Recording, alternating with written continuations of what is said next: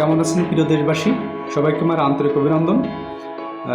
বর্তমান সময়ে দেশে যে বিষয়টা নিয়ে তোলপাড় সৃষ্টি হয়েছে, রাসেল ভাইপার বা চন্দ্রবোড়া সাপ।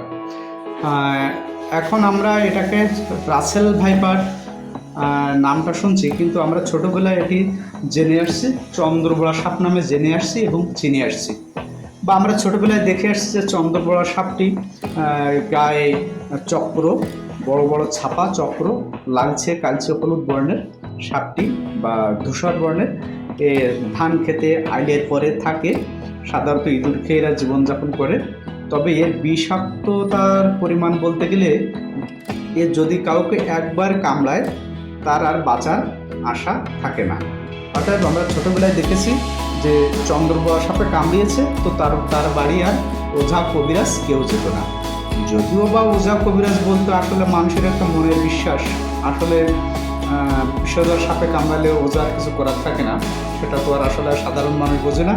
তো যাই হোক, এখন বর্তমানে আধুনিক সময়েও যে বিজ্ঞানের যে চিকিৎসা, সেই চিকিৎসা ব্যবস্থায়ও কিন্তু এই রাসেল ভাইপার বা চন্দ্রবোড়া সাপে কামড়ালেও তার যথোপযুক্ত চিকিৎসা পাওয়ার কোনো 100% ব্যবস্থা নাই।